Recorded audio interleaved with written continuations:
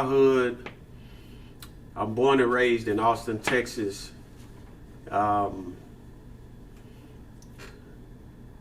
Growing up in a single parent household, my mom and dad both, they divorced when I was young. I don't even remember us being in the same household. That's how young I was, probably 1 or 2 years old or something like that.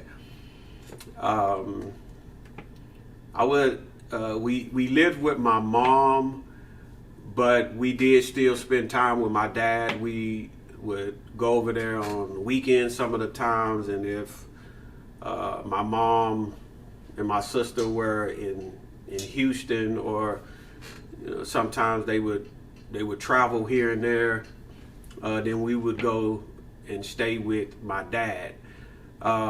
Me and my brother were real close in age. He's like 1.5 years older than me, and my sister is 11 years older than me and 10 years older than my brother. So with my mom working a lot, she would just leave us there with my sister, and she would be the babysitter because she was a lot older. I would say one of the things in my childhood that shaped me into the person I am today is one of my early memories. I was young. We were staying in low income housing in East Austin, and it was a situation where we had just moved into the name of the apartments, housing, whatever you want to call them, were they were called Elm Ridge, and it's still here today. But I remember when we moved over there, me and my brother, we were just outside walking. I probably was about 4 or 5. I'll probably say probably closer. I was probably like 5 at this time, and we were just kind of walking around, not too far from the apartment that we lived in. And on our way back going home, I remember my brother was like farther in front of me, and I remember hearing these footsteps, and I turned. It sounded like something was coming towards me fast, and my brother had just bent the corner going around to our apartments. We outside playing, picking up rocks, throwing them, and kicking rocks, but I heard these footsteps, and immediately as I turned around, I remember I just got hit. And there was in the parking lot, so behind the cars, there was like this medium in the parking lot with like a wood around the edges and dirt and some other little stuff in there, and it was directly behind where you park right up in the front. And this is when I learned that I was gonna have to be a fighter. I remember one of the guys was on top of me, and he had my head, and he was just doing me like this, and I just was like, it was just hurting. And every time I tried to get up, the other one was right next to me, and he would shove me back down on the ground. It's crazy because I still remember this like yesterday. And I remember as my head is hitting this thing, and I kept trying to get up, and he was shoving me back down. They were like the welcoming committee, so to speak. I remember I was like, I gotta get up. And I remember the next time I tried to get up, I just swung as hard as I could, and I hit the guy that was on top of me, and he kind of fell off to the side, and the other guy kind of went back like he was scared. And I remember he was trying to get him up. He was like, come on, we gotta get up out of here. And I remember just holding my head, trying to get up off the ground. These two guys would later on become my friends in the apartment, and we would fight over and over after that. But I remember that it let me know that I was in a world where people did things to you, and I knew that I was going to have to be a fighter. And I really, even before that, even at that young age of 5, I didn't really have any problems with fighting then. But after that, it was pretty much over. And I remember seeing them, we were in like pre-K or something like that. And I remember when we got to pre-K the next day, I remember I saw one of them and I had this anger inside of me at that young age. I remember not talking to anybody. The teacher was trying to talk to me and we were out on a rec, and I was looking for those guys. And they happened to be, because this was my first day at this school. I didn't know that they were at the school, but I was looking, I was just hoping I saw them. And I remember seeing them and I just mugged them. I just looked at them and I wanted them to know. I said, and I told them, wait till we get home. And they could see this in my eyes. But, I think that was part of what shaped me as I got older. Fighting a lot. I was a survivor. I knew that, stuff was going to come up against me. And I look at my life now as I'm walking with the Lord Jesus. And I realize that walking with him is not an easy road, and that things are going to come up against you. Sometimes it's going to be things that you can't handle on your own. But I look back at that early point in my life, and I saw that I was going to come up against some things. There was going to be some people against me. It's interesting. Me and my brother, we were pretty much terrified of my sister. We did not like it when my mom worked 2 or 3 jobs. We did not like it when my sister watched us, because if we did anything to get on her nerves or to interrupt her, whether she was on the telephone or she was in the middle of watching something, by the time my mom got there, we're sitting there, we're quiet, we ain't saying anything, because she didn't already put the hammer down on us. And so it was interesting. I would be getting into these fights and they would be like, your brother's out there fighting again. Your brother's out there fighting again. And then my sister, I'm in the middle of a fight, and my sister would just come and snatch me out of it, just grab me and pull me in the air and said, I'm getting sick and tired of you doing all this fighting. You always out here. And now I'm sitting there watching, she's in there watching the stories or something, and I'm sitting here, I can't go nowhere because I can't outrun her. And she's stronger than me. And I just used to be like, man, I couldn't wait till my mama got home. But that's kind of like some of my early years.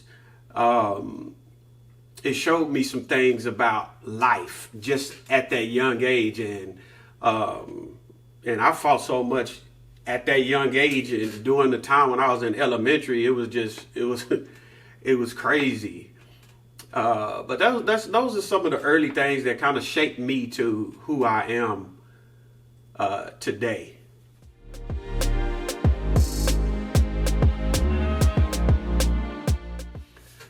Oh man, my journey of faith. So I'll go back even some more. It's later on in my childhood, some of the circumstances that led up to it. This can kind of also be a part of, still childhood going into my teenage years. When I was about 13, I remember telling a couple of my friends in the neighborhood, I was contemplating, growing up in poverty. Even at a young age, in middle school, you notice that you don't have that much, and there's other people that have more than you. And, growing up,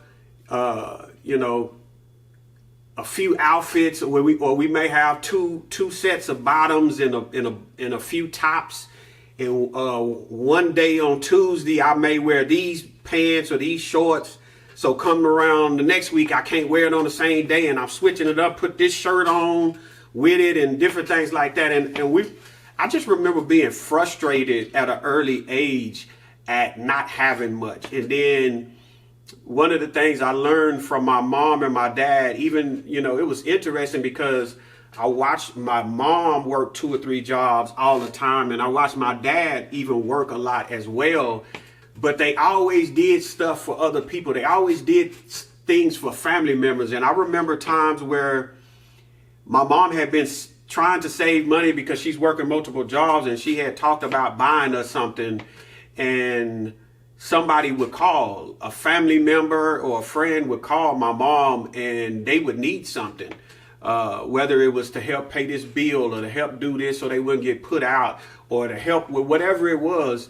And my mom, that money that she had saved and promised to buy me and my brother something, she would give it out away. And I remember me and my brother, we would be frustrated. We would be mad.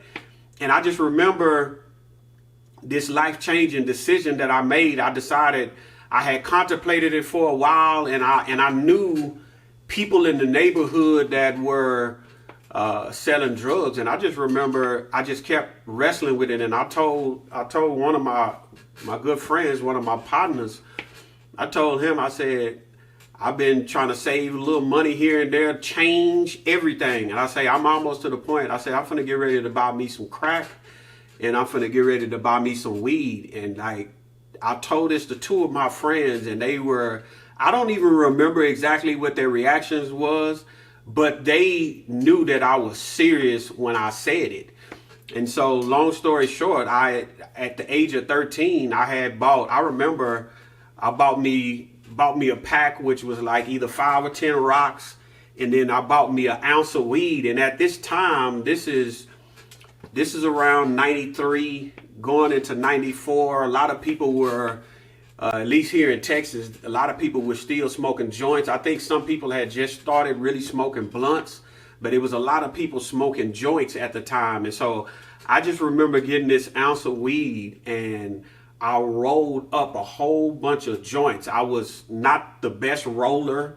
I smoked a little weed at the time, but actually rolling them on a regular and all of that was something that was new to me. So I remember just rolling up a bunch of joints, and I had to crack. And I just was in the neighborhood, and I just started letting people in the neighborhood know, like friends, girls. I started letting people know I had it. And then fast forward, the next thing you know, going into my freshman year. So when I got started, I was in 8th grade. And as we get into my freshman year in high school, now a lot of people are already knowing that I have the weed, and a lot of people didn't know that I was selling crack at the time. And it just kind of just kept building from there. All through high school, because I'm up late at night, when I do go to class, it's just like, man, I'm either going to sleep or I don't really care what this teacher is talking about. So I would just get up and just walk up out of the classroom, or I would be in there going to sleep, or I would have my backpack and I would have weed and pills in my backpack, and people would just come through different classes to see where I was, and they would be at the door saying, "Hey, Jay, come on outside." And I just remember, when I was trying to play basketball, I would try to limit leaving up out of classroom, because schoolwork was never hard for me.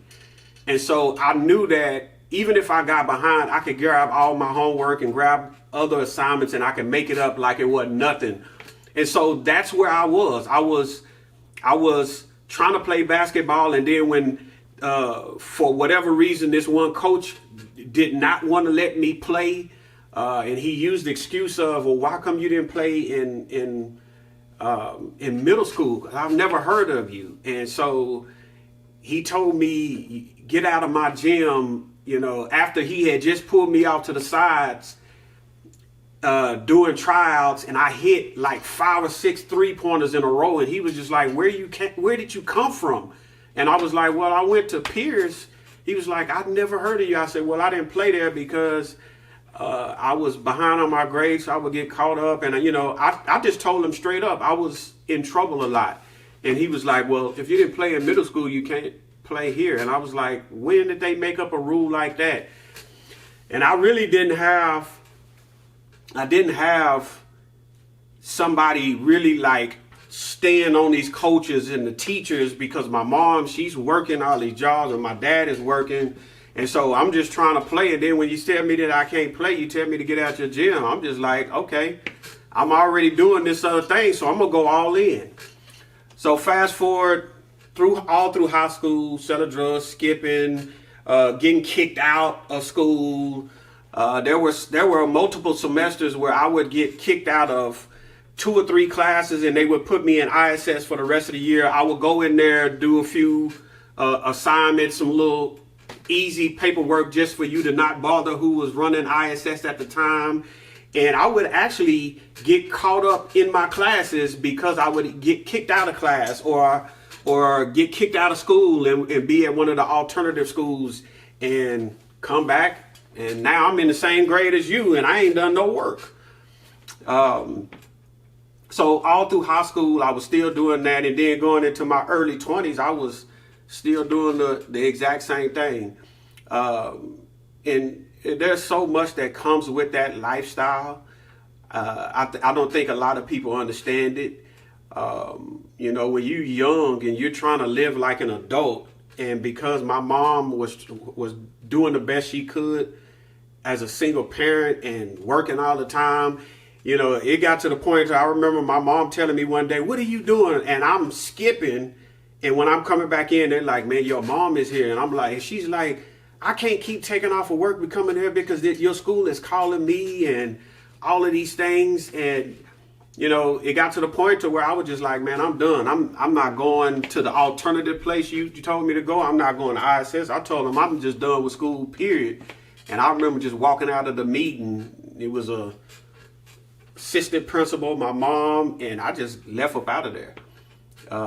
And I pretty much still came on the campus and ran from the hall monitors and ran from the campus police, but, you know, still was at school, and my house was in the neighborhood where the school was, so I just did that. Eventually, when I was 19, I ended up going ahead and get my GED. So I got my GED. And after I got my GED, I was still in the streets. It really didn't matter. If I did get a job here and there, what usually happened was I would be at a job and like people are calling my phone and I'm missing money. And so it would be like, forget this job. I ain't going in today. I would call in, or I'm getting into arguments with my coworkers, and even getting into it with some of the management. And so I'm getting fired from this job. You know, all of these different things are going on. I'm in the streets. You know, and everything that comes with that. If you've been there, or if you know people in there, there's a lot that comes with it. There are guns that you got to have at a young age that protects your stuff. You know, and depending on what you partake in, you know, you doing all kind of other things, like you jacking and robbing. You're worried about those that are jacking and robbing. You're worried about the police, this person telling on you, and I'm having to change phone numbers over and over, but just a whole lot. So fast forward, this one particular time I was actually on the run, and my son's mom at the time was pregnant with him, and I'm just like, man. So get a lawyer, because the other lawyer I had before that kind of messed me around. And so that's the reason why I went on a run. And I had been on a run about almost 2 years. And so my son finna be born. I'm like, man, I need to take care of this case. So get a new lawyer. We get the warrant lifted and get a new court date and all of these different things. And I ended up, long story short, accepting probation. So during this time I had got a job, but I'm still hustling. And my son is born, and really too much hadn't changed. I stopped smoking weed because I was having to take a test every month, And I remember the first time I came up dirty, she was like, hey, you came up dirty. And I said, of course I came up dirty. I said, I've been on the run for 2 years. Of course, I smoke weed every day. You know, I told my probation officer, I told her straight up, I said, I was the weed man. Of course, I smoke weed every day. So of course I'm dirty. And she told me straight up, she said, I'm gonna give you 60 days to get clean. If you come back, you going to prison. And she just told me like that. So I stopped smoking weed, but I'm also the pill man. So I continue to pop X pills. I continue to do other things. And so eventually I catch another case. For the sake of time, I'm not going to go into all of that detail about that night, but I end up getting pulled over and I go to jail. And I remember I'm like, man, I'm on probation. And I'm like, I got to hurry up and get up out of here, because if I don't hurry up and get up out of here, they're going to put a probation hold on me and I'm not going to be able to get out. So eventually I get out on bond as quick as possible. And I come up with this story. I tell my probation officer, hey, I gave somebody a ride. They left something in my car. And she was like, well, if you get a lawyer, you shouldn't have nothing to worry about. They shouldn't violate you. I said, okay. And I said, well, I got a lawyer. We're just waiting. And she was like, well, just don't come see me until I call you. She said, because I'm looking at the system and they haven't put a hold on you yet. And so during this time, I'm cautious because I know people have told on me. I know a couple of who those individuals was at the time. And I'm trying to figure out who else, because I know it wasn't just those two individuals. And so I'm cautious, but I have to make money because I got to pay my lawyer. I got rent, all of these different things. And long story short, they put the probation hold on me, and I really wanted to just run, but I couldn't because I have my son. And, you know, this was a lot going on at the time, and something was telling me, don't run. I'm in a sense at war in the streets with the opposite gang that's saying that they're going to kill me on sight. So I got to ride with weapons, and I typically roll with an assault rifle and at least one pistol with extra ammunition and all of that. And so I'm at war on this side. I got beef. I'm running up on people for accusing them of telling on me. It's just a whole lot of nonsense, but I was just exhausted. I was tired. So when they actually came looking for me and they were getting ready to kick in the door, I just said, forget it. Came outside, probably had about $3,500 or something like that on me. Took it, went to jail, never got out because the judge refused to give me a bond this time. And so I'm in there, and I remember like after a day or so, I was just like, Lord, I am tired. I'm just exhausted. And it's interesting that the Lord only says this one simple thing: read my word. And I knew at that moment that I had to get a Bible. I don't know how I knew that, but I just knew I needed to get one. And I remember my cellie, so I'm in the county jail at this time. I remember my cellie, he would have these other books up there. I don't know how long he had been in there at this time, but he had all these books up there. And I saw him reading the Bible here and there, but it was like he was scared to talk to me because I was just angry. And, you know, he really didn't say nothing. So I just asked him, I said, look, I need a Bible. And he told me this. He said, I'll be right back. He went and got a form from the guard station. Came back. He filled it all out for me. He said, sign it right here. And he said, in about 3 days or a week at the longest, you'll have a Bible. He turned it in, came back. He said, now look, any of these books up here you see, even the Bible, he said, if I'm not reading them, you don't even have to ask me. If I'm asleep, you don't have to ask me. Just grab it and just start reading. So I'm still on my my hustling schedule where I'm just up all night long until the sun come up.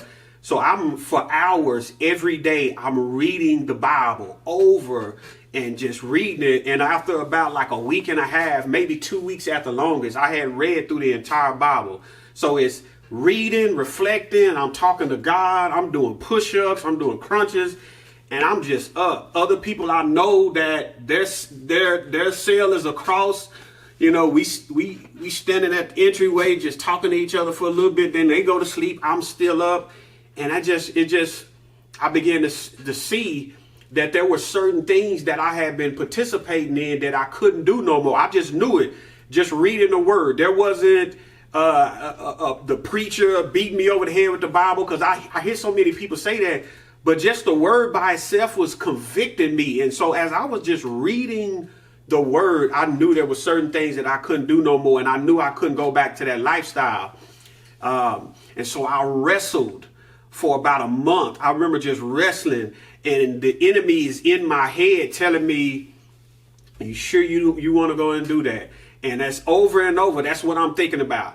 What are people going to think? So there were questions that are just running through my mind. And I'm going to talk about this in a book that I'm working on. And even I'll have it in some of my teaching, but it's these questions. And then I remember after a while, I just remember saying, "Lord, whatever happens, if I get out and beat this case, I'm serving you the rest of my life. If I end up having to go to prison, I'm just going to serve you in there the best I can.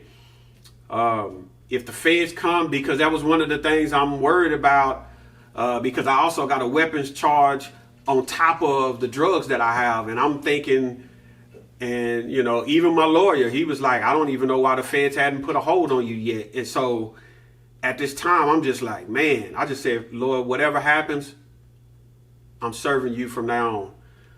Long story short, feds never put a hold on me. We have a motion to suppress the evidence hearing. They said they had all of these witnesses, recordings and videotape of me, and people are ready to talk. Nobody shows up. It's just the officer that pulled me over, and he had done so many illegal things during that time of pulling me over and all of this illegal search and seizure. And so into that, my lawyer and the DA are getting into it. My lawyer is telling him, "I can't believe," he's telling them, because it was two people from the DA's office there, "Can't believe y'all had this clown up here. He's lying and this and that." So the judge said, "I need some time to consider what I'm going to do." Go back a couple of weeks, few weeks. I don't remember exactly how long it was. Come back before the judge, and he said, "Look, I know the officer was lying, but he said you had so much stuff in the car. He said, I'm not ruling for you, and I'm not ruling against you." And my lawyer was like, "What is this?" I'm confused too. I'm like, how you gonna just say, you know he has done something wrong, but you're not gonna rule for me or against me? And so they said they're gonna probably come to you with an offer, or you can go to trial. So still thinking about this situation with the feds, I asked my lawyer, I said, "Hey, because I'm already planning to take the gun charge, just pleading guilty to that so that I don't have to worry about that." I said, if I do decide to go to trial, and, you know, can the feds come in the middle of while we're doing that? He said, "Yes." And I said, "Well, tell them I'm taking the gun charge." And he said, "Okay." He said, "But let me see what I can get you." Long story short, they offered me 3 years running things concurrent. I take the 3. So I end up going to prison, to TDC here in Texas. I do about 16 months, about almost half of that 3-year sentence. I get out. I was living it out in there, and I got a chance to see how God moves even in an environment, in a setting like that. I continued to stay in my word. Whatever unit I was on, I was only at 3 different places, and 2 or 3 different places after I went through diagnostics and got my number down at the Holiday unit in Houston. But I went to Beaumont for a little bit, and then I went up towards the Dallas and Fort Worth area before I got out, and it was just amazing how I got a chance to see God work. But then I get out, and now I got other challenges that are before me. And part of what that looks like is, hey, you got these felonies on your record, because I had other charges before I caught this. I was on probation, so I got a few felonies, and I have some misdemeanors, and I don't have a real good job history because I've got fired from so many jobs, or I wasn't there long enough to even actually add this to my resume. But I had some people help me put together a somewhat decent resume. Nobody would hire me. They kept telling me that it's our policy not to hire people with felonies. And so I would take a job here for 2 or 3 days through this temp agency. Hey, we got another one for a week. Are you willing to do that? I said, yes, do that. And really, to tell you the truth, in all honesty, for about a year, when I got out, about that first year, majority of my money came from either doing little 1 or 2 day jobs, maybe a week, but majority of it came from me being an extra in whether it was a commercial, when they were filming Friday Night Lights here, and I think I know at least 1 or 2 movies as well as an extra. Not a lot of money, but I took it. And then eventually the Lord blessed me to be able to get a job, not paying much, $8, $9 an hour here and there. And I had to work my way up.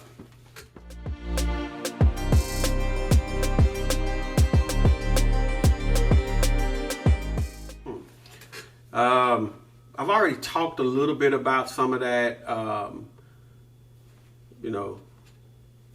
16 months or so in prison, got out, struggled a little bit to get a job. But after that year of struggling, working here and there, and I remember driving from North Austin, or really you could say like on the outskirts of Austin. There's a little small suburb called Pflugerville. This is where I'm staying at the time, and I remember driving in. I was on my way to somewhere in East Austin, and I remember when I exited the highway, got off of 35, and I saw this guy holding a sign. And I remember saying, Lord, whenever you bless me with a job, I'm going to feed your people. And I just heard this, I don't know if it was a voice or a thought rising up in me, but I knew because of the authority and the weightiness behind it that it was God speaking to me again. And the Lord said, why you got to wait? And I think I had like $10 in my pocket. I took that last little $10 that I had and I gave it to the guy. I told him, hey man, you be blessed, go get you some food or whatever you need with that. I went to wherever I was going in Austin, and then I drove back out to the house where I was staying at the time. And I remember when I got home, there was a check for me from Friday Night Lights, matter of fact. It wasn't a whole lot of money, but I remember I took that check and I bought enough stuff from Sam's. I went to Sam's, got some bread, some brown paper bags, some lunch meat. I bought a big box of fruit. They had bananas. You can buy by the whole case. It's a bunch of them in there. And I bought the little individual bag of chips, like the 50 pack or a couple of 50 packs or whatever I bought. But I know bought enough food to feed about 85 people. It was just under 100. And I remember going downtown that Sunday afternoon after church. And I remember going down there and I remember running out of food. And I was like, man, it was so awesome just to interact with those that were down there homeless or unhoused, however way you want to say it. But just interacting with them and getting the chance to hear some stories and praying with them. And I was just like, man, this is awesome. And I remember even the people that didn't get any food, they were just like, man, thank you for coming. And I'll never forget getting in the car, and I was just like, man, I was like, Lord, I don't want to ever run out again. And so being on Facebook, I just started letting people know what I was doing. And I ended up getting a call about a job the next day. And it was amazing how God worked out. It was a job where I was getting paid weekly through a lawn care and landscaping company. It wasn't paying a whole lot, but it was consistent work, and I'm getting paid every week. So at the end of the week when I got paid, whatever I needed to take care of, I did that, and then I was still able to buy some stuff to go downtown and feed. And then as people started to know what I was doing, and I would share some photos on Facebook, and they were like, hey, people start saying, hey, I got this lunch meat. Hey, I got these chips. Hey, I got this fruit. Hey, I got this lunch meat. Have you ever thought about doing hot meals? And I said, if anybody want to help cook, we can do that. So next thing start having people cooking. We started cooking, and we just started, this whole ministry began to develop from that. Shortly after that, a few months later, I was like, man, I got to get back in. I got to get into projects. And I was like, man, we got to do some kind of outreach. And so I remember I got introduced to somebody because they were hearing what I wanted to do. And they was like, man, I know somebody right now that does a little bit of that already. So me and her got connected, and she was at some projects in Southeast Austin called Fairway Village. And I remember we set up to do an outreach out there, food, stuff for the kids. There was some little teaching. We had got some Christian hip hop artists and a couple of singers, and we fed and we hung out, and we just had a real good time. And from that point on, it was feeding every week on Sunday, and then a big outreach like that once a month. And so that was a consistent thing that started to happen, and people are just wanting to get involved. As I started to connect with people in different churches, they was like, man, oh, our team would like to come out and just help the next time. Oh, we'll pay for the food, or we'll do this. And they were just seeing how God was working. And eventually we even got to the point to where we was feeding downtown 3 days out of the week. We were on Sunday, we helped another group. It was kind of like a partnership. They were already doing Monday, so it was Sunday, Monday, and then I also picked up on Thursdays, and we had different groups that would want to come down. And it's so amazing that during this time, I'm in seminary. So if I rewind just a little bit, the same year I got out, I started seminary that summer. And so, well, I didn't start seminary that summer. I started going to college that summer because I was at DeVry University first. And then after I got the job and I had started doing the feeding, that summer where I was doing the feeding is when I started in seminary. And so I'm working full-time job. I'm downtown feeding. We're doing these outreaches. At that time, I'm already preaching, but I'm not preaching all the time. So, I was always trying to get better and prepare messages and stuff like that. But God was really moving. So that's a little bit of what all I was able to see God do in my life from the time that I was in prison, and God was putting people under me to follow me, and I just couldn't understand. I'm like, Lord, why are you sending people my way? And I just barely noticed. I just barely started walking with you. But people would come because I would do simple things like see somebody and then be like, hey man, what's going on? You doing all right? And like people thought at first, I really do believe that people thought I was crazy. But it was just like I was sensing God saying, go speak to them. Go say something to them. And I could just see it on them that they were going through stuff. And because of that, I would just walk up to people and say, hey man, what's going on, man? Last time we talked, you were saying that your wife, this and that. And, we prayed. So how's it going? And then it got to the point to where people on that unit knew me. They were just calling me Brother Jay. And so it was new people would come and they would send them and, they come and say, hey man, they told me you the person I talked to about going to a prayer circle or to a Bible study, or if I wanted to know something about a church service. And so because of that, I watched God move while I was in prison. And then now I'm seeing him move when I'm out.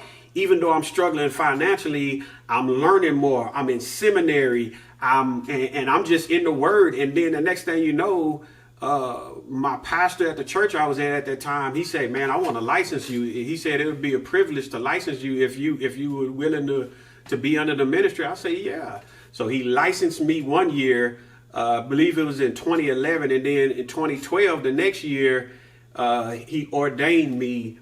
And so, since then, just been preaching the gospel. And, whether it was in a prison setting, whether it was in the apartment project setting, whether it's downtown while we feeding, just sharing the gospel with somebody, or whether it was behind a pulpit at a church, I've done a little bit of all of it. And it's just, I've never been about having to be inside the four walls. It's always been wherever I feel like the Lord is leading me, even if people don't come to where I'm living at the time. And because I was struggling financially for some years, there were times where I didn't even have my own spot. I was living with somebody else. And, I just wanted to share the gospel.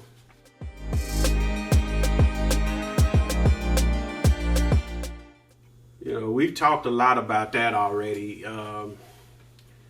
Active in ministry. So currently, I'll make it more current. So right now, I am doing a little discipleship with just a couple of people where I'm trying my best to pour into them. And one of them is my son, who happens to be 18 right now.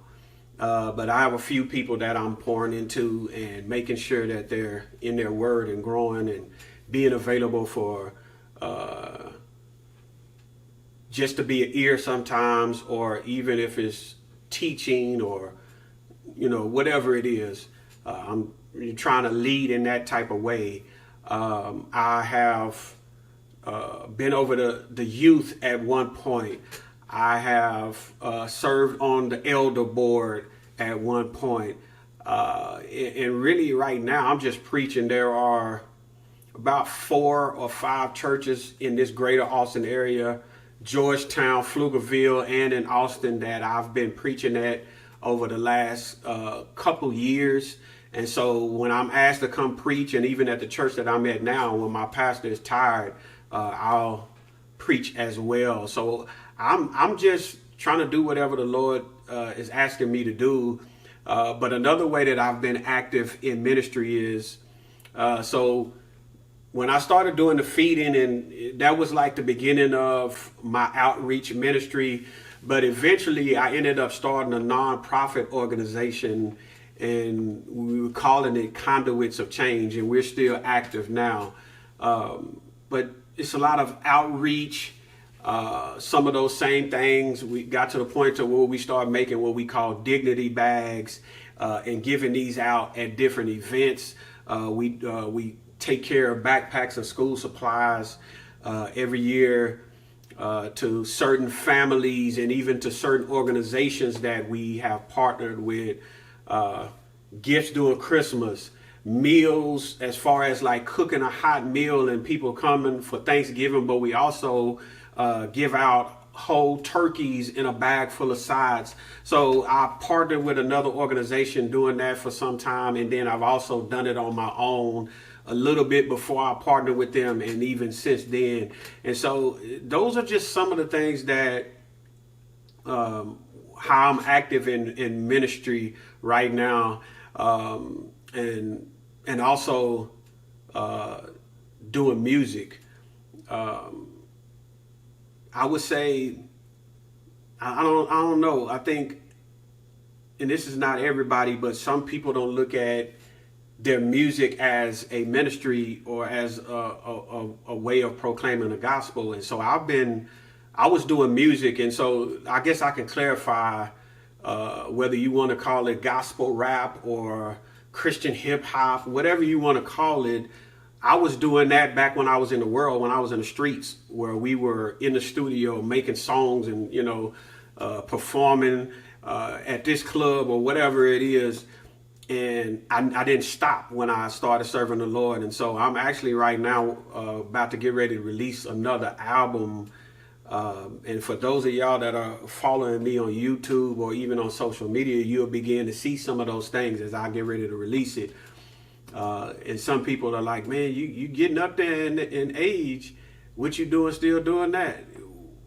I don't think you retire for presenting the gospel in whatever format that God has gifted you with. I don't think you retire from that.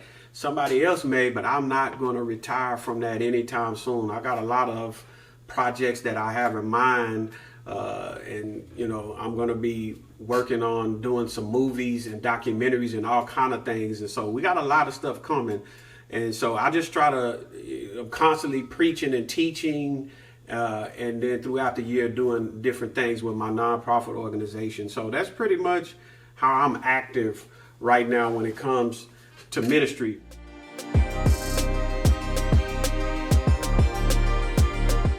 Oh man, that's a good question. I think